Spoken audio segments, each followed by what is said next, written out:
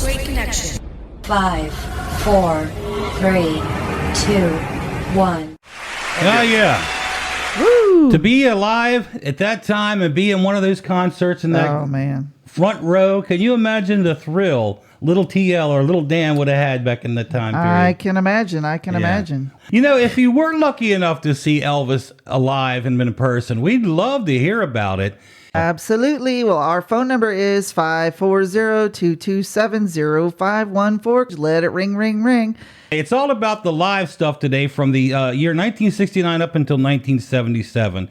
And you're not going to hear the Pretty Little Love songs today. It's all rock and roll today here on Blue Suede Connection. Because sometimes we just like to rock out. It's a conscious thing that, you know, I like to mix them up. In other words, I like to do a song like Bridge Over Troubled Water or American Trilogy or something. Then mix it up and do some rock and roll, some of the hard rock stuff.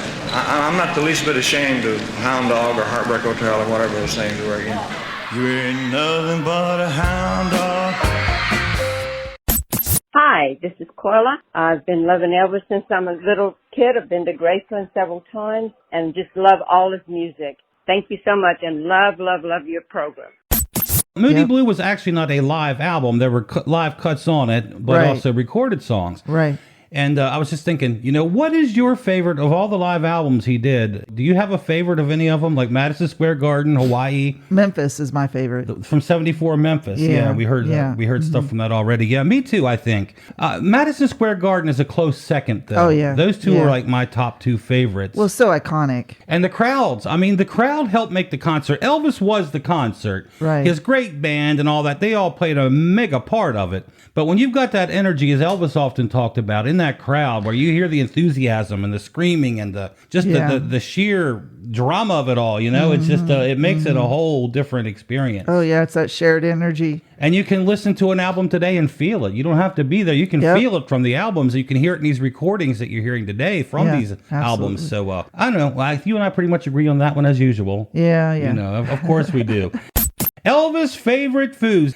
I love chicken fried steak. So did Elvis. Okay. I could do it. I know you like this, but fried dill pickles. I've seen you eat fried pickles before. Yeah, I do like pickles, but only if they're cut like coins. Right. Bacon topped meatloaf. No, I love meatloaf. I love bacon, so you can't go wrong. Maybe we should try that. Yeah, there you go. Called Elvis loaf. Banana bread. He liked his banana bread. I love burgers. Elvis loved burgers. I love me a cheeseburger any old day of the week. Pound cake. A little whipped cream with that. Lemon meringue pie. I do like that. Roast beef. Who doesn't love roast beef? That's true. Well, vegetarians don't love it. Yes, that's but true. You know, but most of us do. The other thing I said I just could not eat is oysters Rockefeller. I just couldn't do it. Oh, he liked that. Yeah, and they had that at his wedding. That All that was one of the main dishes at the Priscilla Elvis wedding. All right, did not know that. Yeah, so let us know. Do you like any of those foods? Do you share that with Elvis? Let us know. We'd love to hear all about it. Hey, boo-boo. Yes, Yogi. I made my Blue Suede connection. That makes me smarter than the average bear. All right, baby, it is your turn. I'm turning the mic over to you. All right. Share with us. Share. All right. Well, you know, Priscilla was young. She was only 21 when her and Elvis got married, and Elvis was in his 30s at that time. Right. And so she, as most wives like to make meals for their husbands, but really in the beginning, she really wanted to show him that she could take care of him. And she wanted to show him that she could cook for his entire entourage. So she wanted to cook a big meal. That would be a task. Right. So she invited all the guys and decided to make lasagna. Okay. So now you know that Joe Esposito is Italian-American. Right. And right away he had mentioned, well, she's never going to be able to beat my lasagna because, as you know, Italians like to pride themselves and all those things. I love your sauce. sauce. The word got back to Priscilla. So she was like super nervous. And so she was, asking friends and calling her mom and trying to get the best, lasagna meal she could get together. So they all sit down to eat and they take their first bite and crunch. Oh, no. She had forgotten to boil the pasta. The lasagna noodles. Right. And she said she just started to cry. She was so humiliated.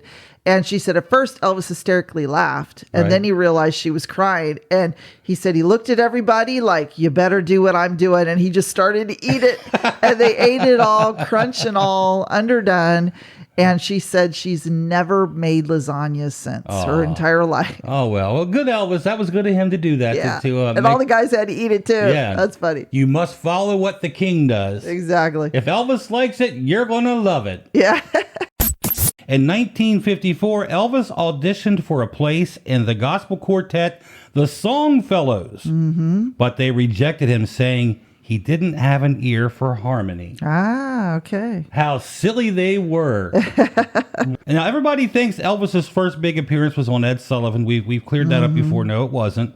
But we all thought it was the Dorsey Brothers show. But actually, that was not Elvis's first television appearance. It was on March 5th, 1955. He appeared on the Louisiana Hayride, which was being filmed locally. Okay. So it wasn't nationally broadcast, but he was on television there in the South where they played the Louisiana Hayride.